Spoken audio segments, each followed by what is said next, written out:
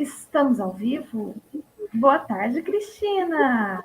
Boa tarde, pessoal. Oi, pessoal. Olha só o horário que Marcela entrou.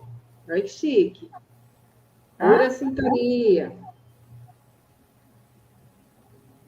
Ouviu? Marcelo. Boa tarde.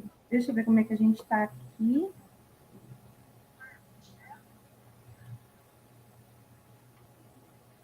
Vou fechar aqui o somzinho. E vamos lendo. Enquanto isso, o pessoal vai chegando. Você quer começar a ler, Amore? Quero. Então vai nessa. Espera aí. Vamos lá. Caminhos que levam a direções opostas. Não pode haver acordo entre pobreza e riqueza. Os dois caminhos que levam, respectivamente, à pobreza e à riqueza seguem direções opostas. Se você quer riquezas, deve recusar-se a aceitar qualquer circunstância que leve à pobreza. O vocábulo riqueza é empregado aqui em seu sentido mais amplo, significando estados financeiros, espirituais, mentais e materiais. O ponto de partida do caminho que leva à riqueza é o desejo. Deixa eu grifar isso. No capítulo sobre o desejo, você recebeu instruções completas para o uso correto. Nesse capítulo sobre o medo, você tem instruções completas para preparar a mente a fazer o uso prático do desejo.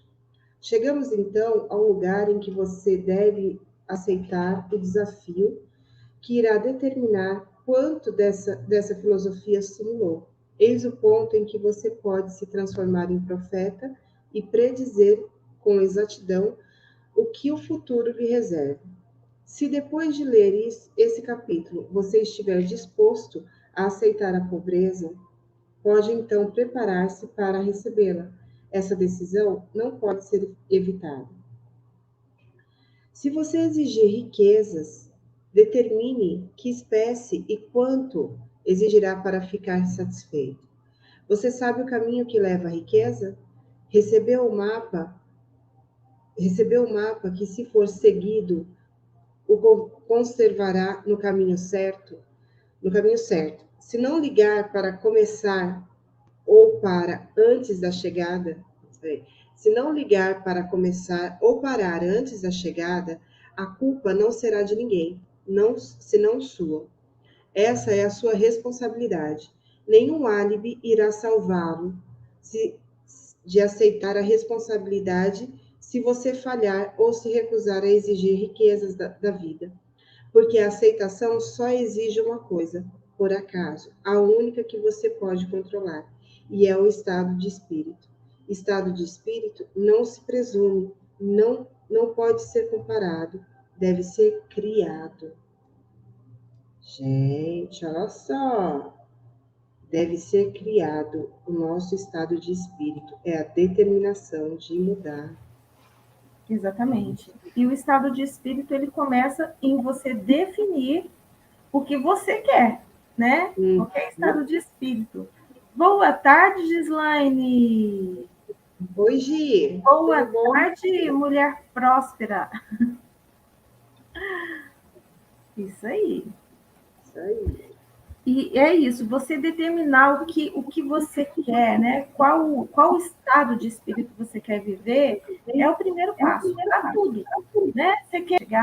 Você quer mudar o seu estado de espírito, você precisa determinar qual você deseja, né? Enfim, esse é o primeiro passo. E também existe a lei do sacrifício, né? Que é uma das leis, uma das 11 leis, uma das 11 sub-leis do universo, e que fala que você não pode ter tudo. E é exatamente isso aqui, né? Existem caminhos que te levam a situações opostas. Então, se você quer uma coisa que está num caminho, você não pode ir para a direção oposta que você não vai alcançar aquilo. né? Você pode alcançar todos os seus objetivos. É por isso que você precisa saber exatamente o que você quer, para você saber qual caminho tomar. Não são todos os caminhos que nos levam a viver os nossos sonhos, né? Então é exatamente isso, é a lei do sacrifício. Você precisa sacrificar algumas coisas para obter outras.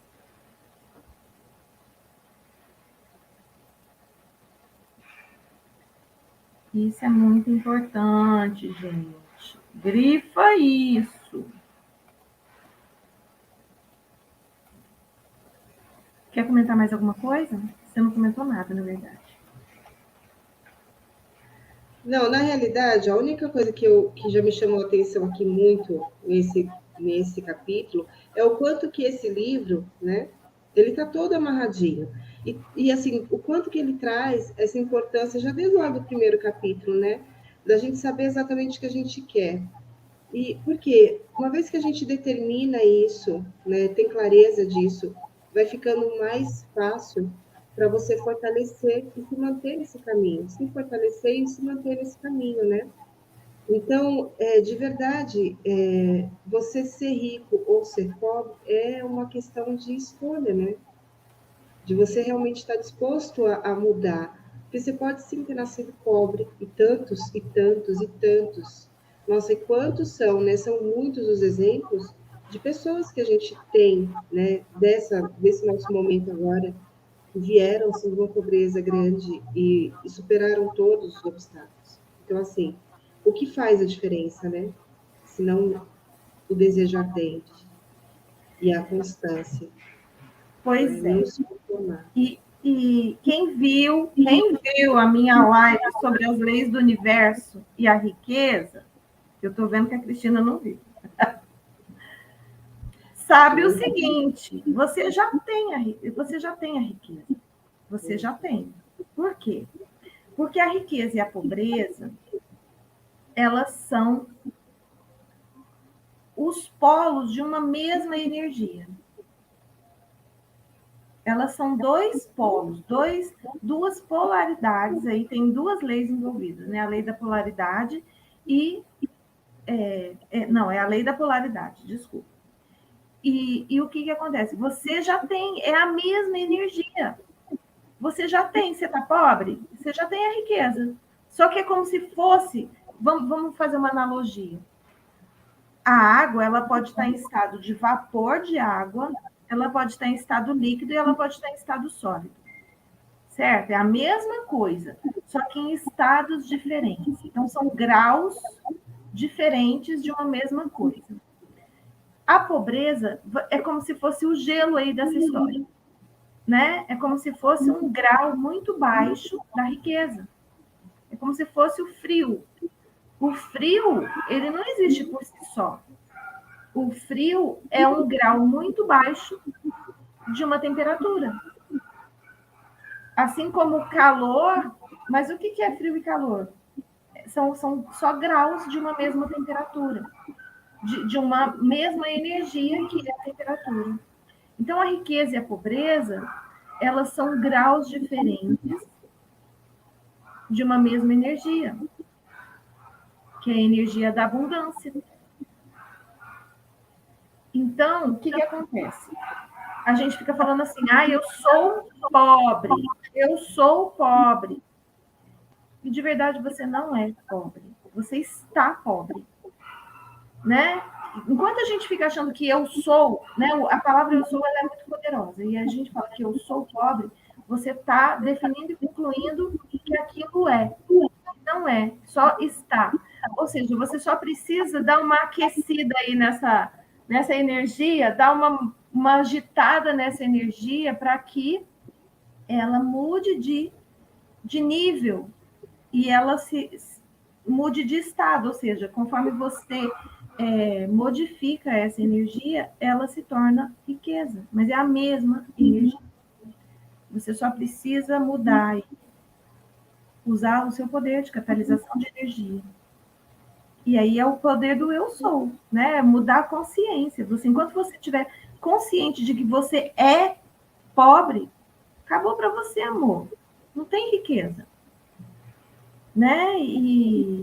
é a consciência. A consciência de pobreza gera pobreza. Consciência de riqueza gera riqueza. Né? É isso. E assim, essa consciência de que é a mesma energia, sabe? Isso é muito importante. A gente precisa ficar refletindo sobre isso. Reflete sobre isso. Você já tem, então, a riqueza. Então, você tem o gelo. Você só precisa esquentar para virar água. Então, você só precisa agitar essa energia, ou seja, com o que a gente agita a energia da pobreza para ela virar riqueza? Com um negócio que chama inconformidade. Né? Você tem que estar inconformado. E isso é diferente de ser ingrato. Você precisa ser grato pelo que você tem. Mas você não pode estar conformado. Sabe? Então, junta aí essa inconformação, essa inconformidade de não... E aí você vai começar a aquecer esse negócio. Junto com o desejo ardente. E aí sim, você vai esquentar o sarrafo. E aí vai virar. É só, sabe, mudar de estado. Bom, espero que essa consciência tenha feito sentido para vocês. Fez muito sentido para mim lá no dia da live. Não é alguma coisa que eu tinha pensado antes, sabe? Foi na hora veio essa consciência e foi muito legal para mim. Eu espero que para vocês também seja. Vou continuar aqui, aproveitar que eu já estou com a boca aberta. Analise seus temores. E esse daqui, a análise dos medos, né, é uma das técnicas que você tem que fazer para destruir os medos. O medo de pobreza é um estado de espírito, nada mais. Gera doença no fígado, tá? Mas é suficiente para destruir as oportunidades de realização em qualquer empresa. Esse medo paralisa a faculdade do raciocínio, destrói a faculdade da imaginação, mata a autoconfiança, solapa o entusiasmo, desanima a iniciativa, leva à incerteza de propósito. Então, olha só, que meleca esse negócio de medo, né? Ele paralisa, ele gera incerteza, ele gera dúvida, ele destrói a sua imaginação, a sua autoconfiança, ou seja, ele destrói o seu sonho. Encoraja a procrastinação e toma autocontrole impossível. Então, você nunca vai ter autocontrole se você fica alimentando medo na sua vida. Não alimenta esse lobo, alimenta o outro. Tira o encanto da personalidade, destrói a possibilidade de pensar com clareza, desvia a concentração de esforço, domina a persistência, transforma a força de vontade em vazio e destrói a ambição, anuvia a memória e convida o fracasso de todas as maneiras concebíveis. Mata o amor e assassina as mais puras emoções do coração. Desanima a amizade e convida o desastre de mil maneiras. Leva à insônia, infelicidade e miséria. E tudo isso, apesar da verdade óbvia de que vivemos num mundo de superabundância de tudo o que o coração possa desejar, sem nada entre nós e o nosso desejo, exceto a falta de propósito definido. Gente, grifa isso tudo aqui. Grifa tudo. Isso aqui tem que ser relido até você entender o que está escrito aqui. Olha o que o medo causa na nossa vida. Você está com medo de quê? Outra coisa. Tá vendo aqui o que nos separa de viver os nossos desejos, além do medo? É a falta de propósito. Aliás, eu diria que a gente com um propósito forte, um propósito inabalável, você destrói até o medo. Destrói o medo, destrói tudo que está te separando do seu desejo. O medo da pobreza é, sem dúvida, o mais destrutivo dos 6 temores básicos. Foi colocado no alto da lista por ser o mais difícil de dominar. Nasceu da tendência herdada do homem de atacar economicamente o seu semelhante. Quase todos os animais inferiores ao homem são motivados pelo instinto, mas como sua capacidade de pensar é limitada, atacam um ao outro fisicamente.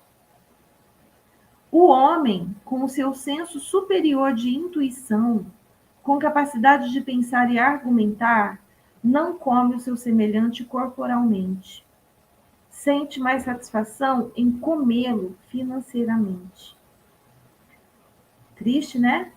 O homem é tão avarento que todas as leis concebíveis já foram promulgadas para salvaguardá-lo do seu semelhante. Nada lhe traz mais sofrimento e humilhação que a pobreza.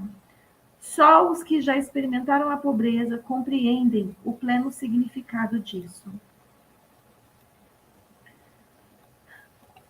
Não é de se admirar que o homem tema a pobreza.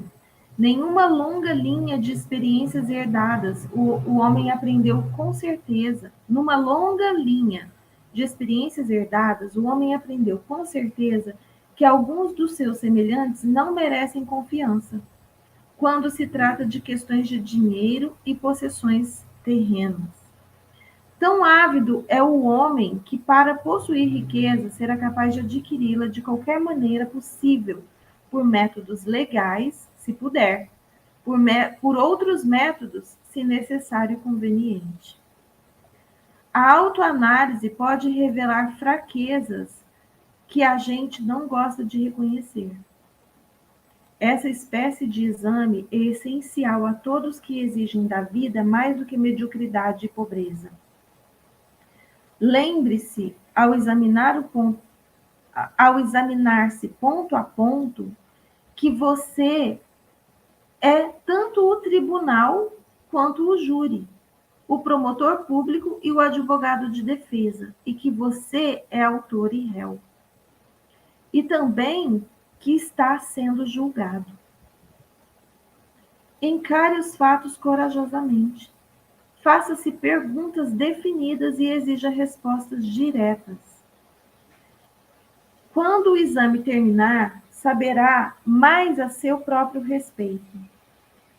Se achar que não pode ser o juiz imparcial nesse autoexame, chame alguém que o conheça bem, para servir de juiz, enquanto você se submete a um auto-interrogatório. Você está à procura da verdade. Consiga-a. Não importa o preço, mesmo que isso o deixe temporariamente embaraçado.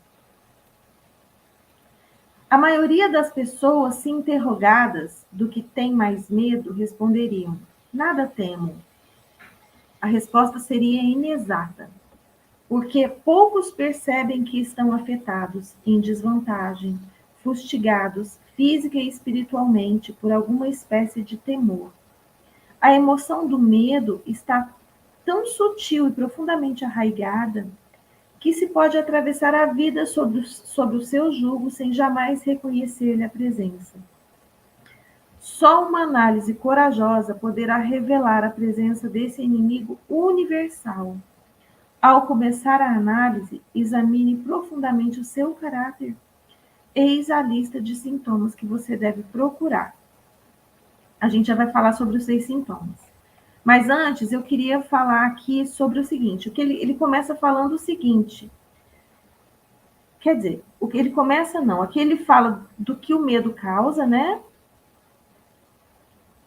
E ele fala que o medo da pobreza é o mais destrutivo dos 6 temores básicos do ser humano e que por que é tão destrutivo, gente? Porque você destrói não só a si mesmo, né? Quando você foca no medo de pobreza, mais pobreza você gera. Para você, onde está o seu foco, está a sua energia, e onde está a sua energia é o que você está criando. Mas ele fala aqui do que nós ainda somos capazes de fazer para conseguir riqueza. E a gente sabe. quantas histórias e histórias a gente ouve de tragédias, de coisas horríveis que são feitas por causa de dinheiro. E a culpa é do dinheiro? Não, não é. O dinheiro tem uma energia neutra. Ele é uma coisa. Ele não é nem bom e nem mal. Só que se para conseguir dinheiro você engana, mata, machuca, né? Enfim, faz a outra pessoa passar dificuldade, porque tem muita gente que aplica golpes e que leva tudo. Leva tudo. A pessoa começa, né, a passar dificuldade. Você está plantando sementes muito tristes que você mesmo vai colher. E não tem jeito. A lei de causa e efeito é uma lei universal e não tem como fugir dela. Não tem. A semente que a gente planta é aqui mesmo que a gente colhe. Pode não ser agora. Pode não ser num tempo tão breve. Mas eu estava falando disso ontem, né?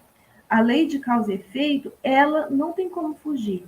E o que você planta, você não colhe na mesma proporção que você plantou. Não colhe. Não é na mesma proporção. O retorno é muito maior. Jesus falava assim, que você colhe 30, 60 ou até 100 por um. E é verdade. Por quê? O mal que você faz, aquele mal ele propaga. Né? A pessoa que está ali sofrendo vai fazer outras pessoas em volta dela sofrer. Se ela está passando dificuldade por alguma coisa que você fez, às vezes os filhos vão passar dificuldade, às vezes ela se mata. Tem gente que se mata porque sofreu um golpe. Olha o tamanho disso, o tamanho que isso vai tomando. E aí os filhos vão passar dificuldade, sabe? E isso é igual você plantar um pé de laranja. Você precisa de poucas sementes para plantar um pé de laranja. Só que quantas sementes, quantas frutas isso vai dar? Incontáveis. E é exatamente isso. Isso daqui é muito sério. Essa análise de consciência é muito grande. Uma outra coisa que eu queria falar com o que veio aqui é o seguinte. Ontem Marcelo veio me falar uma coisa muito séria. Ele veio me falar que viu na TV não, porque aqui em casa não tem TV, ele viu na internet. Que ele é desses ainda de ficar vendo noticiário na internet. Que o ano que vem vai ser um ano de muita pobreza. Que muita gente vai morrer de fome. Porque o que vem por aí é muito triste, uma crise muito grande de alimentos. Muita gente vai morrer de fome. Olha para isso, gente. Olha a energia disso. Ele falando, o meu estômago revirou. Imagina toda uma população olhando para isso. O quanto isso cresce. O quanto isso aumenta em energia. A gente sabe que tudo é energia. A fartura é energia e a falta é energia. São graus diferentes de uma mesma coisa. Mas se todo mundo começar a olhar para isso e acreditar nisso, é isso que nós vamos ter.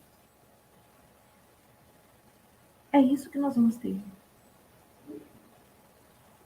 Então, percebe o quanto a influência ela mexe com o que a gente está criando? É muito sério. Mas aqui ele está convidando a gente a uma autoanálise, né? A uma autoanálise. Porque, por exemplo, essa notícia aí veio de alguém e vai criar muita coisa ruim. Muita coisa ruim. Pode ter certeza que vai criar. Já está criando. Já está reverberando. Nós precisamos lutar contra isso.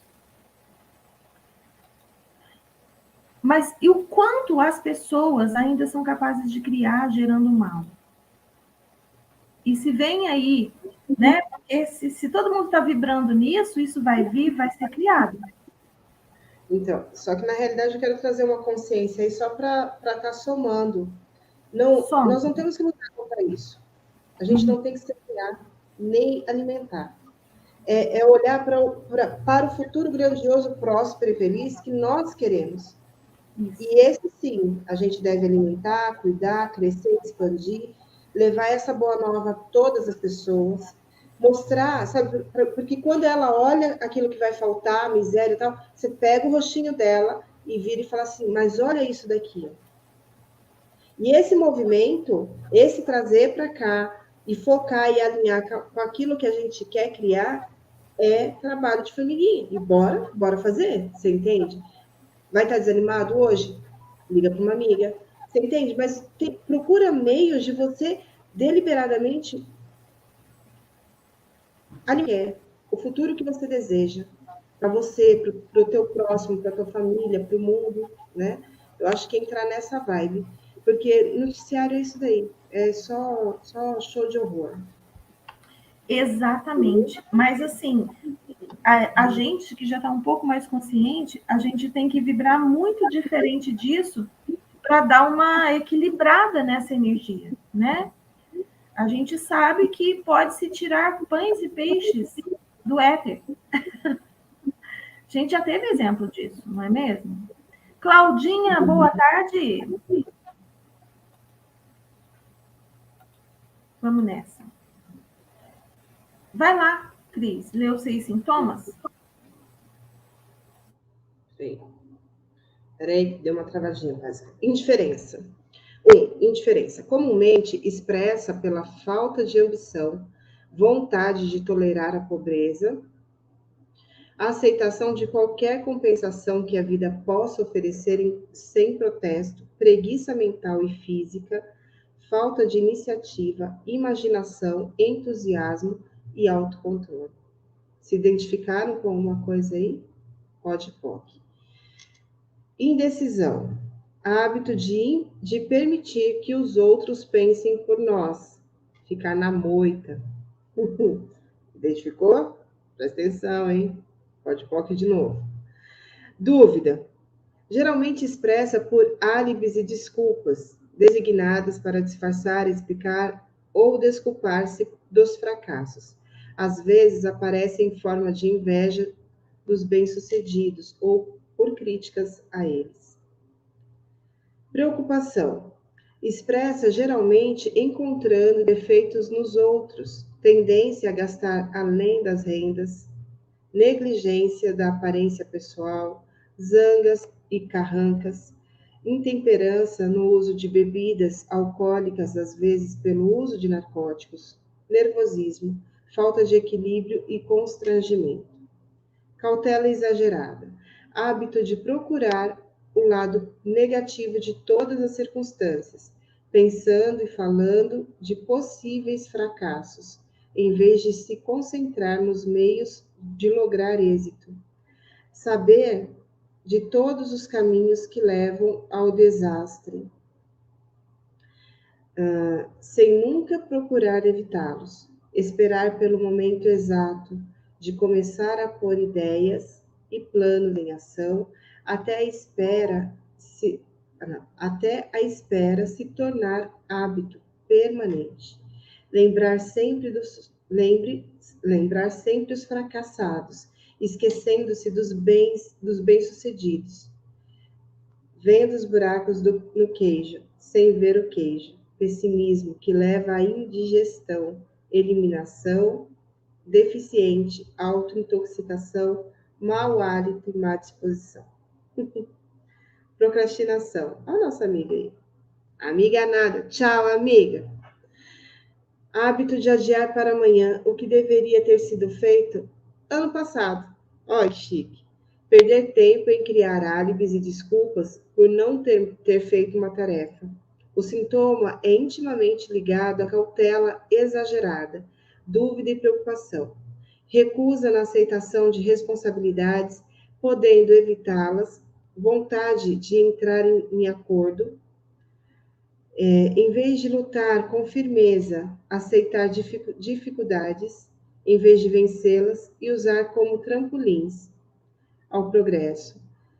pechinchar com a vida por um centavo, em vez de exigir prosperidade, opulência, riquezas, contentamento e felicidade. Planejar o que fazer quando o fracasso chegar.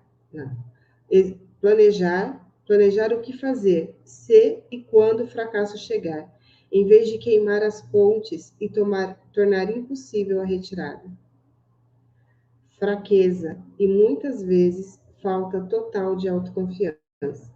Propósito definido, autocontrole, iniciativa, entusiasmo, ambição, parcimônia e capacidade de raciocínio sensato. Esperar pobreza, em vez de exigir riquezas. Ligar-se aos que aceitam a pobreza, em vez de procurar a companhia dos que exigem e recebem riquezas. Apenas dinheiro. Posso seguir aqui? Indagarão alguns. Por que escrever um livro sobre dinheiro? Por que medir riqueza em dinheiro apenas? Alguns acreditarão, com razão, que existem outras formas de riqueza, mais desejáveis que o dinheiro. Sim, há riquezas que não podem ser medidas em termos de dinheiro, mas há milhares de pessoas que dirão: dê-me todo o dinheiro de que necessito e encontrarei tudo o que mais desejo. Tudo mais que desejo. A principal razão de eu ter escrito esse livro de como ganhar dinheiro é o fato de milhões de homens e mulheres estarem paralisados de medo da pobreza. O que essa espécie de medo causa à pessoa foi bem descrito por Vanderlip. Ele. Dinheiro é apenas concha do molusco, ou disco de papel, ou ainda pedaços de papel. Há tesouros na alma e no coração que o dinheiro não pode comprar. Mas a maioria das pessoas, estando sem dinheiro, não consegue ter isso em mente, mantendo a coragem. Quando um homem está sem nada, jogado na rua da amargura, incapaz de obter qualquer emprego, algo lhe acontece ao espírito, que pode ser observado pelo arcar dos ombros, a posição do chapéu, o andar, o olhar. Não consegue fugir à sensação de inferioridade diante de gente que tem emprego, mesmo sabendo com certeza que não são seus iguais em caráter, inteligência ou capacidade. Essa gente, mesmo os amigos, sentem, por outro lado, uma sensação de superioridade e o encaram, talvez inconscientemente, como acidente. Esse poderá pedir dinheiro emprestado por algum tempo, mas não o suficiente para continuar sua vida costumeira, e nem poderá fazê-lo por muito tempo. Mas o próprio fato de pedir emprestado, quando se trata simplesmente de sobreviver, é uma experiência deprimente, e falta ao dinheiro emprestado o poder que tem o dinheiro ganho para animá-lo. Exatamente. É claro que nada disso se aplica aos vagabundos ou boas-vidas habituais, mas apenas a homens de ambição e dignamente normais. Mulheres nas mesmas condições devem ser diferentes. Nunca pensamos as mulheres ao considerar os vencidos. Poucas se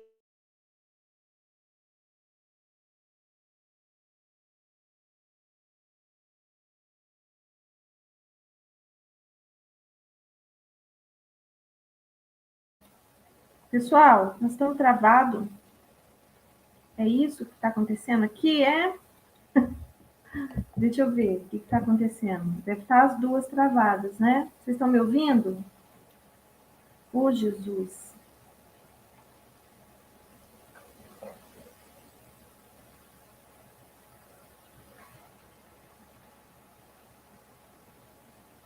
É a Cristina que está travada, né? Eu vou continuar lendo aqui, então.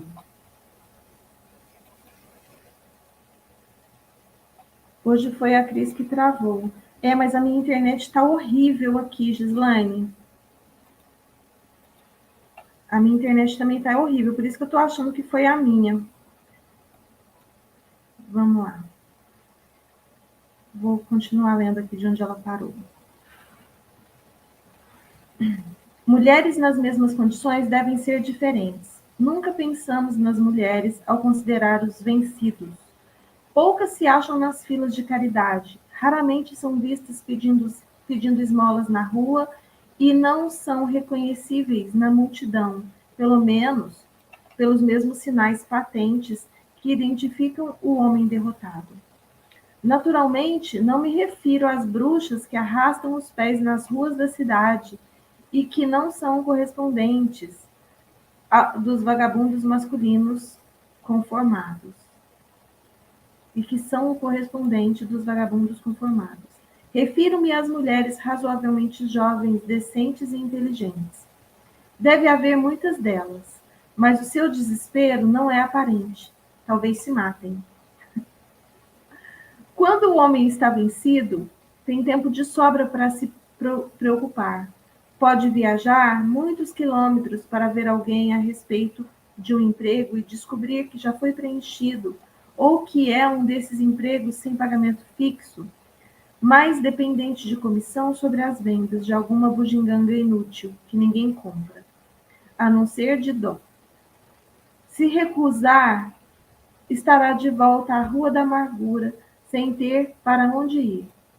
Então anda e anda. Olha para as vitrines das lojas e os luxos inacessíveis, sentindo-se inferior e dando passagem aos que param para olhar com interesse ativo. Vai para a estação ferroviária ou se senta na biblioteca para descansar as pernas e aquecer-se um pouco. Mas isso não é procurar emprego, de modo que ele reconheça outra vez. Pode não sabê-lo, mas a sua falta de objetivo o trairia, mesmo que a sua silhueta não o fizesse. Pode estar até bem vestido, com roupas que sobraram do tempo do emprego firme, mas que não disfarçam o abatimento. Vê milhares de pessoas, guarda-livros, funcionários químicos ou ajudantes de vagões, ocupados no serviço, e os inveja no fundo da alma. Eles possuem independência, dignidade e masculinidade, enquanto ele simplesmente não consegue se convencer de que é bom também, embora o discuta consigo mesmo e chegue a um veredicto favorável, hora após hora. É apenas o dinheiro que faz a diferença. Com um pouco de dinheiro, seria ele mesmo novamente. Gente, triste, né? Esse texto, muito triste. Mas hoje a gente vê homens e mulheres nessa situação, né?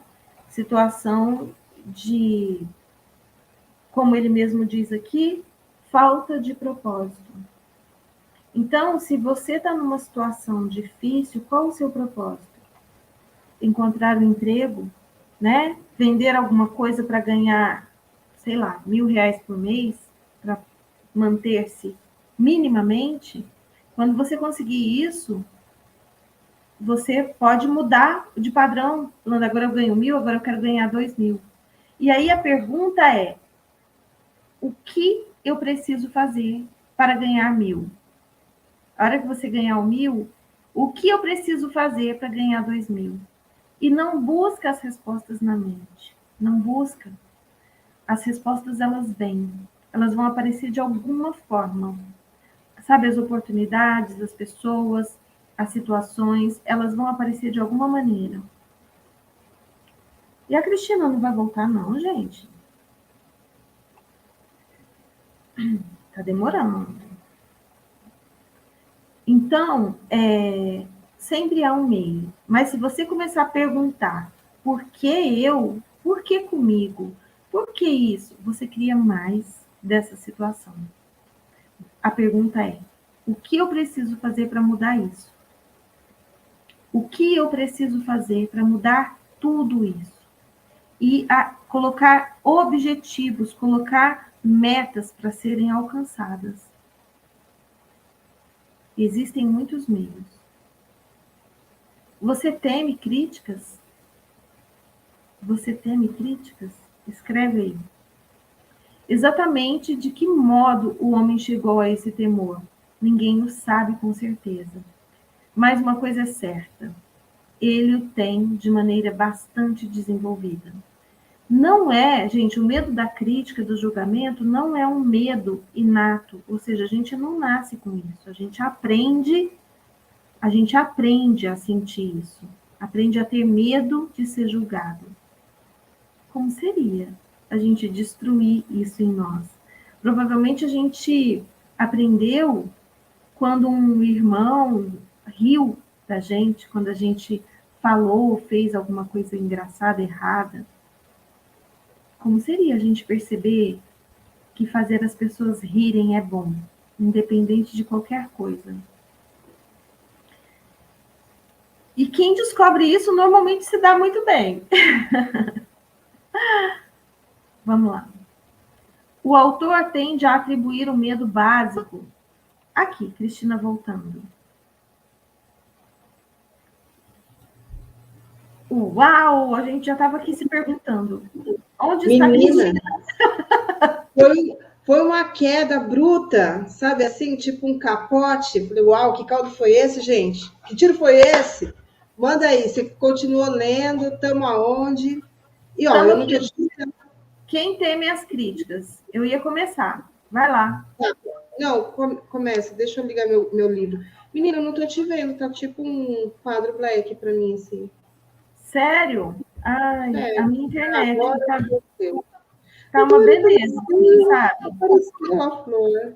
Tá uma beleza. Voltou. Gente, eu tava sem internet desde ontem. No final do clube de leitura, eu fiquei conversando com a Cristina e a gente não conseguiu terminar a conversa porque caiu a minha internet. E só voltou hoje, 11 e pouco da manhã. Eu já estava até indo para outro lugar para poder fazer o clube de leitura. Mas, assim, voltou muito interessante, sabe?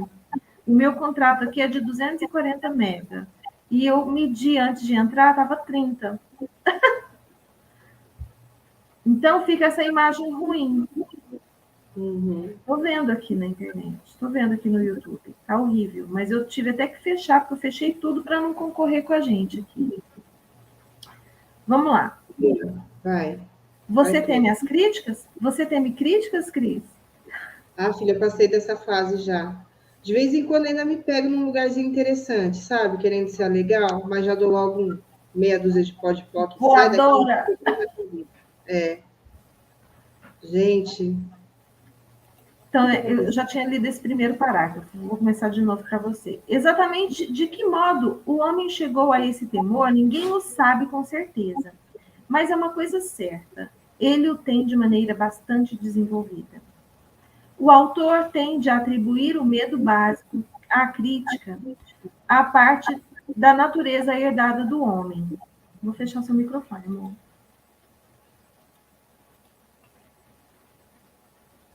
Que não só o encoraja a tirar os bens e objetos do seu semelhante, mas ainda a justificar a ação, criticando o caráter do seu semelhante. É fato conhecido que o ladrão critica o homem de quem furta. Que políticos procuram vantagens não expondo suas virtudes e qualidades, mas tentando manchar os seus oponentes.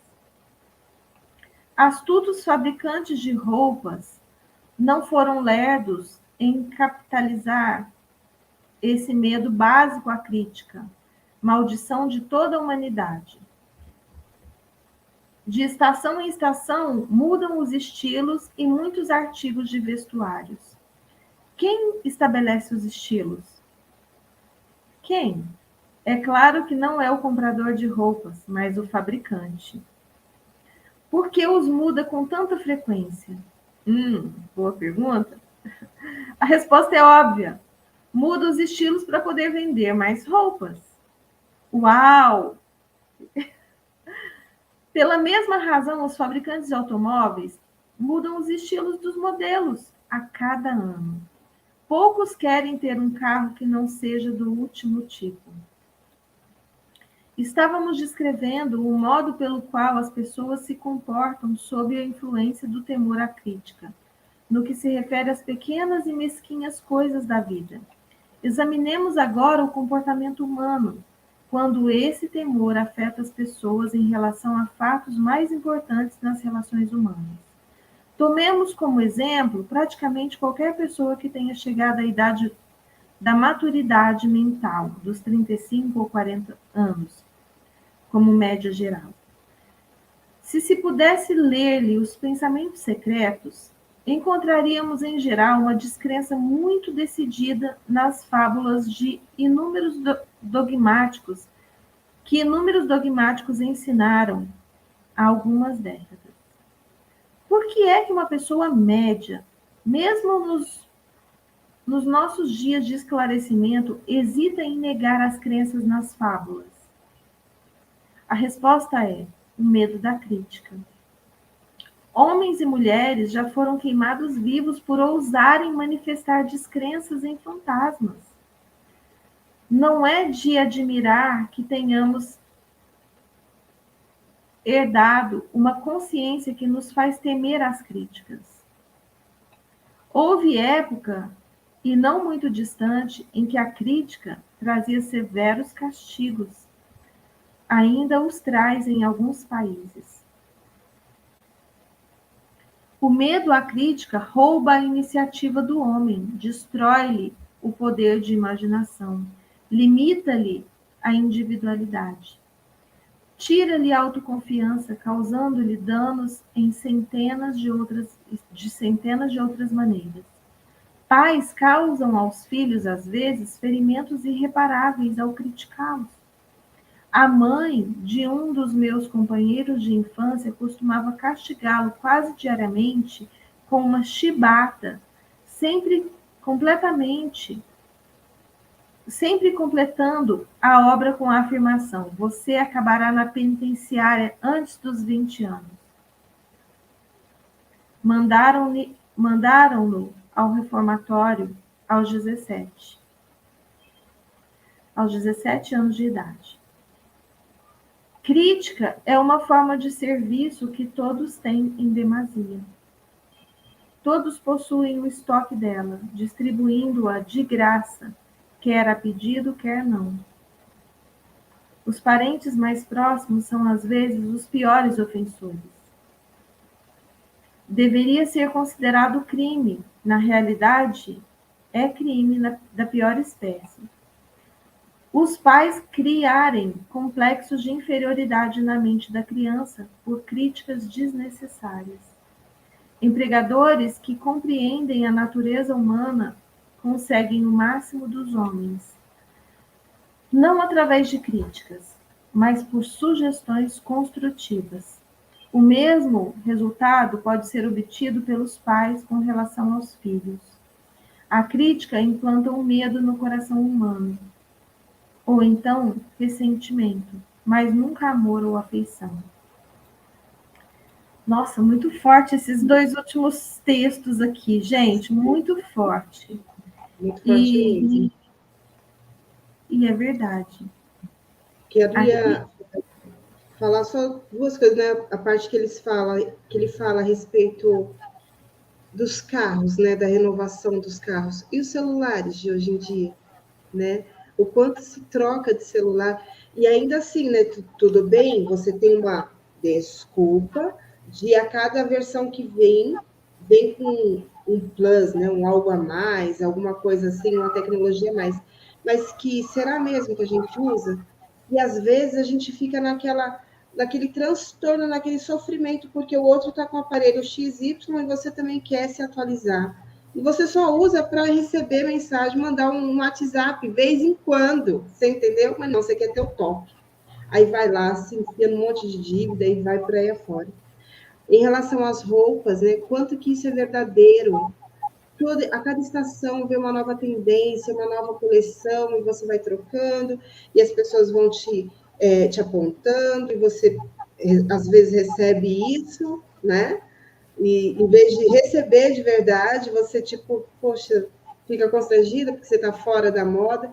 Eu, com a moda, parei de graça, porque realmente a gente falou, ó, ela vai dar a volta no mundo e vai voltar no meu guarda-roupa, então deixa, vamos ter estilo, que estilo é o que há, entendeu? Eu dar na moda não é, Não.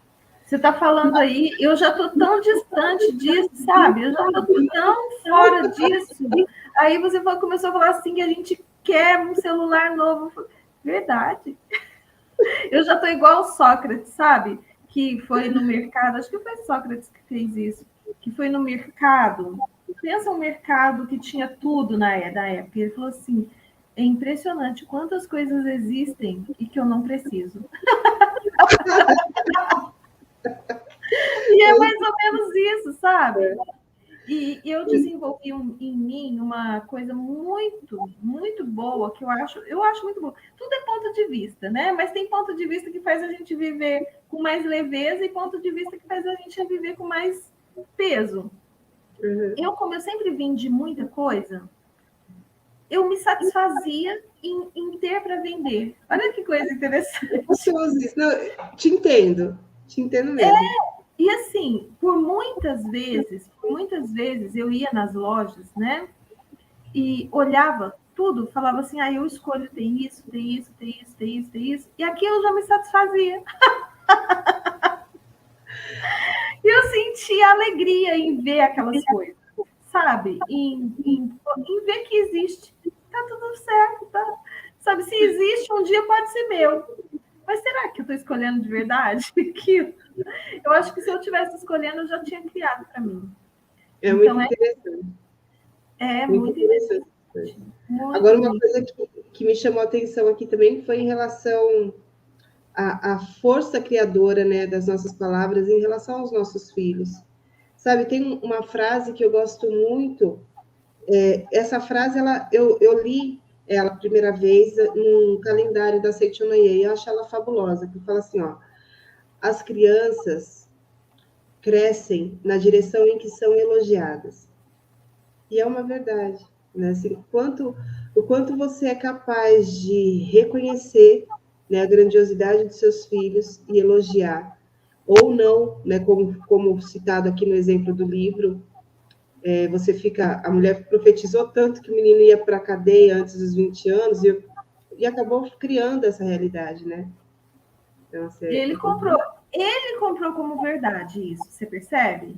E, na verdade, a mãe falou, mas ele comprou como verdade, porque ele que cria a realidade dele. Não, eu concordo. É que aí eu chamo muita atenção assim, da responsabilidade da gente quando a gente é pai e mãe, porque de verdade, qual é a defesa ou esse mindset super fortalecido que uma criança tem? Você entende?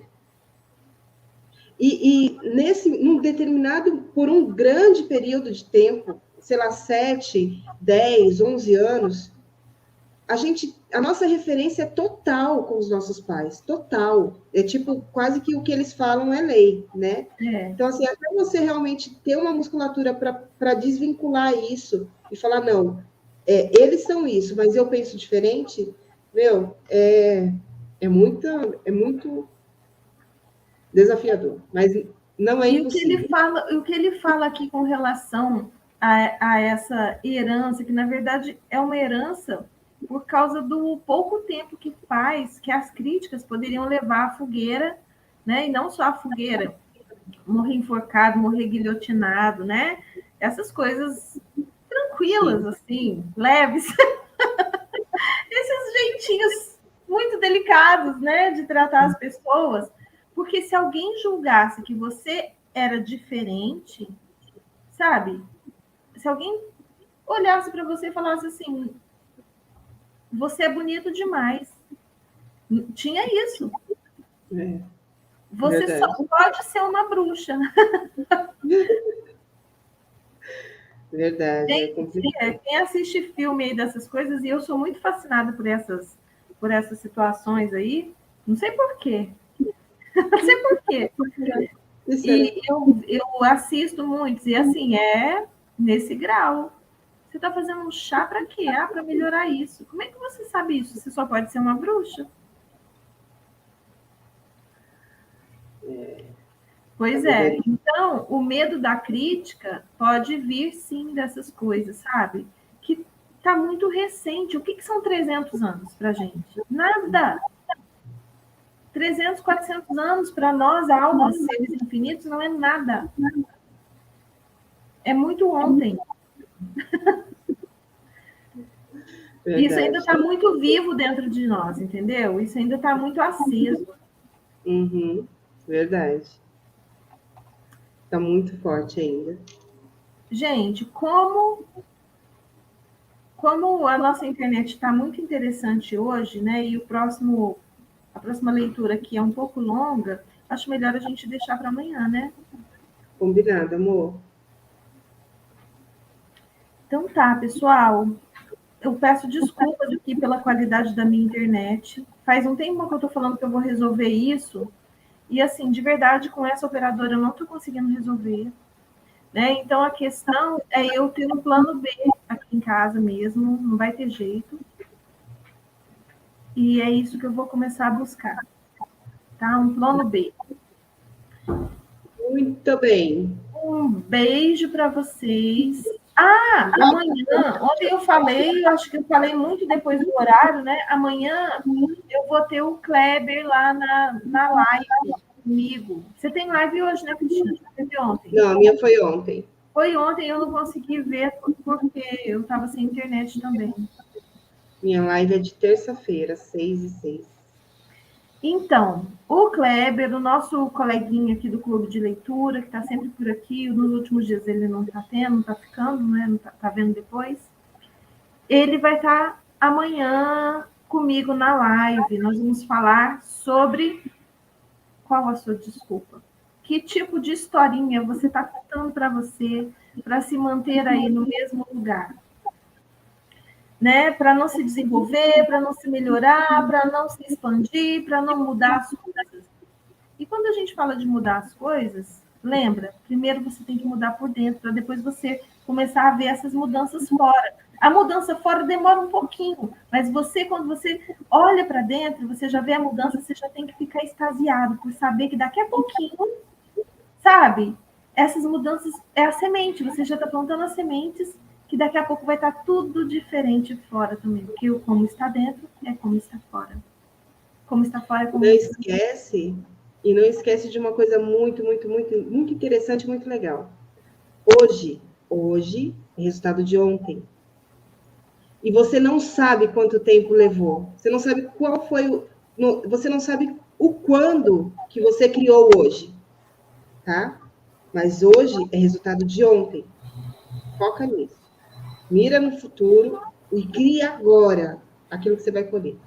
Amanhã, depois. Isso aí, amiga. Tamo junto. Tamo junto. Não, gente, amanhã nós temos que fazer o clube cedo, 9 horas. Sim, Eu acho que é 9h30. embora. Para de graça. 9h30. 9h30. Não, 9 horas é. 9 horas não dá. Brincadeira. Pedir mais. Se for 9 horas, é 9 horas. Se for 9h30. Se for 8h30, 8h30. É só me falar que eu vou estar aqui. Não, Amanhã o clube de leitura vai ser 9h30, pessoal. 9h30. Tudo bem? Ninguém vai responder porque não tem mais ninguém aqui. Mas nós vamos falar lá no grupo. Tá bom. Tá? Um Falou, beijo Du. para todo mundo. Beijo, gente. No começo, esqueci. Beijo. Beijos. Até amanhã, 9h30 da manhã.